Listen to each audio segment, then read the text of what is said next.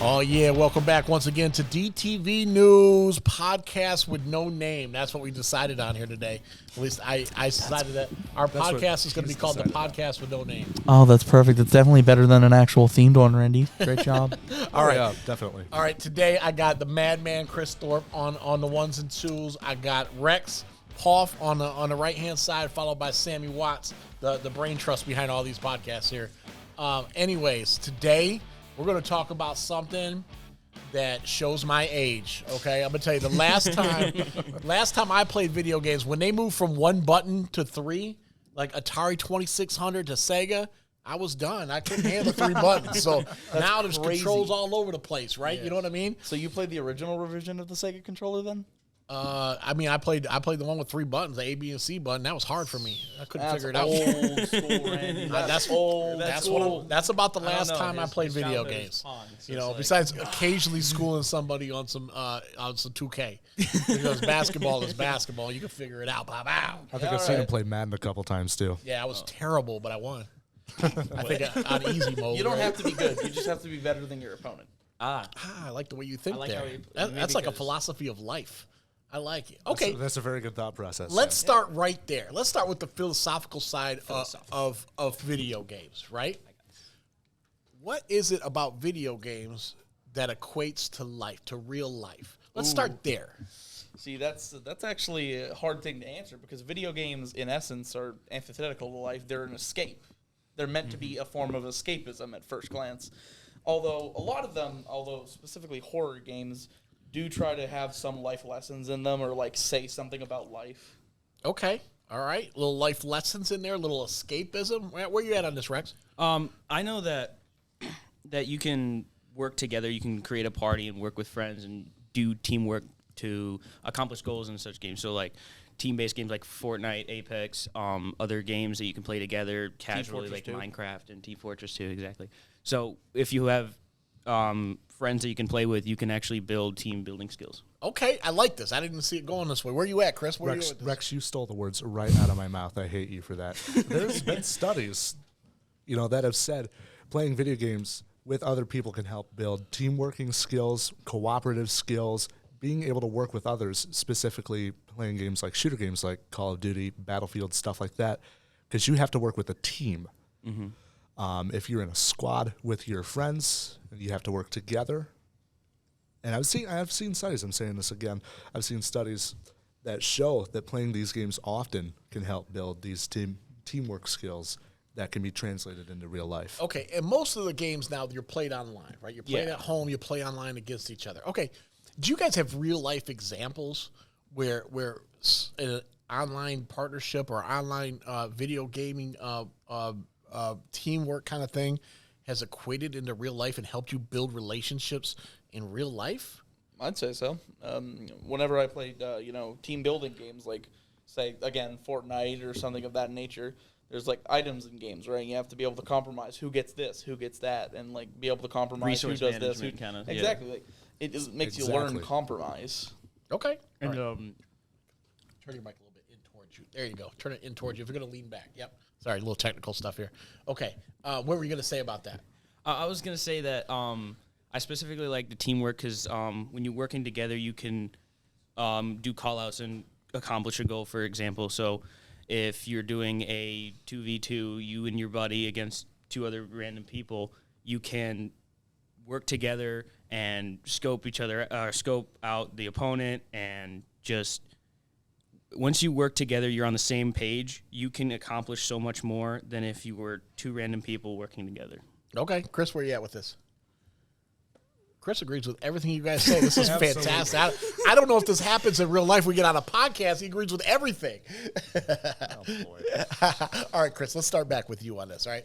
I'm the old curmudgeon guy, right? Okay, right. I'm the old crusty guy here, right?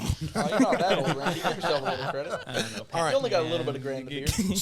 So on my end, I look at it like this. I look at it as the rise of video games, and I see this often with kids when they're coming up now. Social skills are worse, I feel like, because we often put ourselves in that video game bubble, right?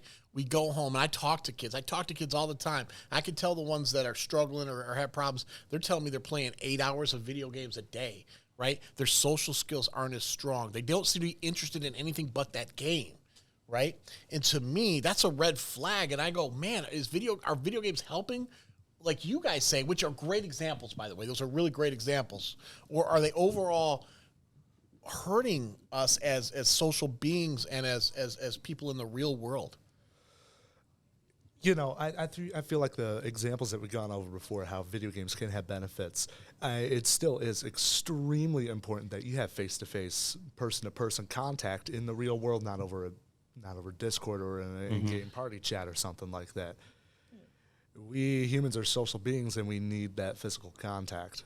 Okay. Do we think then, in your opinion, because you guys are the ones playing, do you feel like the video games help you with that contact or make it harder when you physically have to see somebody to connect with them? Depends on the person. I think. I mean, like, for example, right? If you're playing, I play like virtual reality games, so where you're basically almost in the same room, except you just can't see each other's faces. So games like VR Chat, where you just go in a room and socialize with each other, you're not seeing each other face to face, but you are socializing, and that does kind of build a little bit of those social skills. But when it comes to like outside, you shouldn't make video games your life. You should make it as an escape, right? So do something outside of video games, and you can socialize. Like, for instance, we do DTV. Video games aren't my life. They were my life until I joined DTV, and now DTV is my main goal. So you can do video games on the side, and it works out great. But if it's your entire life, it could damage you. Okay. All right, Sam, where you at on this? Personally, I don't really always agree with the notion of video games are making us worse at social skills, because I myself have experienced stuff like that and heard stories of people who've met each other over video games, making lifelong friendships over that sort of thing. Now, in my opinion, this is a little contradictory, I'm about to say. I don't think in most scenarios video games can actually equate to the type of social interactions that you could just have in person. Now, I tend to be a lot more balanced now that I've made sort of lifelong friends at high school and stuff. Where I'll meet them in person, and then sometimes we'll play video games when we can't meet in person, and then we'll go back and forth. But video games can, if you're good enough at having social skills already at a base, or you can oh god, it's really hard to form the words now. If you're good enough at having social skills already that you can interact with people online that you've never met before and that you have met before with a base level of friendliness, I think you can have perfect social skills off video games. But you need to have that base level first, and if you don't already have it, video games aren't going to get you there. Okay, yeah, and I heard you guys say that. It depends on the person, right? Mm-hmm. Depends on the person. Yeah. All right, cool. All right, let's move to the next thing. That's enough of the old man serious stuff. What makes a video game awesome? What is it? Go, baby. Fun times. This is a very subjective topic, and I feel like there could be some spark for argument. Let's do it. Let's have some controversy, baby. Right, who's first? Who wants this? Well, we'll start with Rex. Rex, give me what makes a video game awesome. What makes a video game awesome is, personally, I like the people. I love talking to the people. I don't really like playing video games alone. I find it boring. Eventually, if you play Minecraft for 13 hours straight, you get really bored of it. And then when you have a friend over, you can play 13 hours without getting bored because you have those social interactions that I find the most thing. So that's what I find the most important thing about playing video games. I don't like playing video games alone because it's not fun. Okay. Oh, yeah. Wow. Definitely. Yeah, that's you too? I feel like I have a very different sort of approach. I'm a big fan of simulator games, so think games like Microsoft Flight Simulator, Minecraft to an extent. You ever played Power Washing Simulator? Hold on. That is not a game. Is there a It's real. Yes. I am it's looking real. this up. Look that up. It's right now. It's I on am Steam. looking this up right It's got now. secret lore. Well, okay, if there is such a thing, I need to practice on that game because when I power wash at home, I always blow my shingles or my siding. I blow my siding off all the time. I need to practice. This is a game. This is a legitimate exists. game It on has- Steam. It has a secret lore, secret story in it about a town and a volcano. Breaking chairs over here? I No, like it. the chair's fine. Fine. But back to what I was saying, I was a big fan of Microsoft Flight Simulator X for a long, long time because I do like that realism in that sort of game. I got into Farming Simulator for a little bit. Especially, though, because in these sim games, there also is an extent of conversation realism. Because in Microsoft Flight Simulator, a lot of simulating flight has to do with, the air traffic control and stuff like that. You can play on a network called VATSIM, the Virtual Air Traffic Simulation Network, and there's real people talking to other real people in a pretty accurate simulation of what it is like to fly Okay. Wow. in the real world. That's impressive. My That's ideal pretty game is realism. I think if it was really real, you'd have a pilot up there running things, and in the back would be like 10 people this close together, and then trying to roll in one of those small airline seats. All right, You're giving me PTSD from my Allegiant flight from Flint to Las Vegas. Oh no! Okay. Oh Lord. I did not think we'd be talking about flight seats and power washing, but I like where we're going here. All right, the game. Sam, what makes a game awesome, I bro? want to hear this. What makes a game awesome to me, which actually, if I had gone instead of like Chris after Rex, I would have said the opposite of like, oh, I like games that are amazing single player games, but I do love multiplayer God games of War too. games. What makes an awesome game to me is the atmosphere. If a game can do something like, say, Mario Kart, where it's racing in a like wacky universe, or Doom, where you're shooting demons in like a super like cartoonish but still realistic and gory version of That place that I can't say. if a game has an atmosphere and it has like a message it's trying to send you and it can just sell it, I love games like that. You got like you got your horror games like Silent Hill, Resident Evil, Evil Within. You got like your shooters, Far Cry to an extent, Doom, stuff like that. Mario Kart, Sonic, like Roboblast, Kart, friggin'. It's a really long sentence. You got all those games. I like games that have a great atmosphere. Okay. Great. All right. It can be single player, multiplayer, it doesn't matter. Yeah, I got to tell you what brings me into games now when I watch them, because I can't play them, right? It's unbelievable, the graphics and how real it yes. looks, right? To me, Oh, absolutely. and You seen the water? Like the water in video games? I don't even know Always how been they great. do that. It's so realistic. I've played the new God of War game, and the water, the way that the water works is so realistic. I don't even think in real life water is that good. Could you imagine the amount of rendering errors when they Oh try my to God. render that Yeah. first? Your game crashes though. okay, all right, cool. Because I'm gonna tell you, when I started, like everything was like dots and blips. It was kind of crazy. I remember. Let me tell you this one story. Somebody on my block got a Nintendo, right? Ooh. And so we're over there one day, and somebody brings over this basketball game called Double Dribble, and it was the first game I ever heard talk. We put that cartridge in, bam, bam, hit the button. It loaded up. It takes like 10 minutes to load up. That's how they did, right? And then all of a sudden it came out and go, wubble wibble, right? Because it was Double Dribble was the name of the game, but it sounded like Double Dribble. Yeah, it was wubble wibble, right? And we went bananas. I remember us going, oh my God, it talked! Oh my God, it said something! And so like we were out of our mind, man. We were out of our minds. But nowadays, talking in games is so commonplace Yeah, that you no, don't it's even like- give it a second thought. It People looks like think a movie, right? People think more about the voice acting now, Yeah. like if you do a bad Yeah. take than the actual voice. Oh, yeah. Because unless it's like a Bethesda game or something, voice compression isn't a thing anymore. Like video games. Actually, question, Randy, since you talked about the NES, Yeah. have you ever looked at old video games when you were like a kid or when video games were first coming around and thinking, man, it will never get better than this? Did you used to Absolutely. think that? Absolutely. Everything. Every single console generation, Yes. it just gets better. Yeah, eventually by the time you're like 14 or 15 and a few of these have come out, you're like, oh my God, okay, it's getting better every time. But like, we literally thought Pong was awesome. You know what I mean? We were like, oh my God, I can manipulate the TV. I mean, Well, it's ping, you know what I it's mean? ping pong, So- man. Yeah, Ping pong- exactly. Ping That's pong what I'm saying. classic. But then as it got on, and then when they started coming out with John Madden, the early ones, oh my God, it was over. You could switch players. Oh, I'm gonna beat this guy, right? Oh, what? It was crazy. Yeah, it got pretty wild. Then, like I said, they started adding buttons, and I started becoming a dinosaur. So, all right, cool. All right, one last question before we wrap this thing up. All right, cool.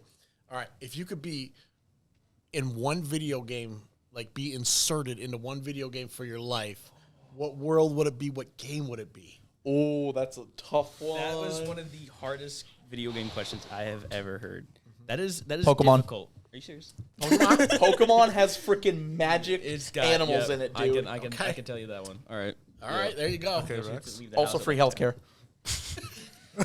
Wait, hold on. Video American games have fan- healthcare? Yes, No, this no, video game, Pokemon- has free healthcare. In Pokemon, Pokemon when, has free healthcare. in Pokemon, when your character faints, they instantly get revived at a hospital. No fee. Love it. Amazing. American fans will get this one. Or I guess they Was won't. the man? Was the So Pokemon is spreading socialism medicine, right? Socialistic No. medicine. No, it's always been like this. America's the one Pokemon that's is weird. socialist propaganda. I like to think Dear of video games God. too, where you could die 1,000 times and keep coming back. Can we get that in reality too? Right? Oh yeah, that would be great. All right, Rex. What game? Oh, this is really, really difficult. You might have to come back to me on this one, but I think some of the more I couldn't have a definitive answer, but one of my most favorite games I would go into is like either Minecraft would also be great because you can create whatever you want without having any restrictions ever, Including So- physics. Yeah, why can't we just live in Minecraft creative mode the whole time?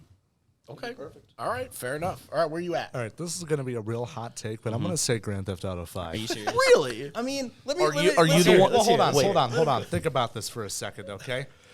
You get to run around every time you die. You just respawn at the hospital. You never die. And you get to steal a bunch of cool cars. You get to right? steal cars with almost zero effort. Okay, But but get it's, ran over in You the can street just for go no buy reason. weapons whenever you like. You already have a house. You already have a car. but question: are you the one doing the Grand Theft Autoing, or are you getting Grand Theft I am Auto? the one doing the Grand Theft Autoing. All right, all You're the kind right. of person that bought a tank in that game. I can see did buy Chris, that. you I know- did buy a tank. You bought a tank. I did buy the tank. That part of the game where the police helicopter would start chasing you. Once Is you that get 5 old- stars, you're yeah. I can see Chris with a police helicopter coming right in his stolen tank. No, it's not stolen because I bought it. Oh, you bought it. The one legitimate thing he does. The infinite money glitch that you can get by like what I haven't played Grand Theft Auto. Manipulate the stock I market. haven't. My parents don't let me play Grand Theft Auto, but they let me play Call of Duty.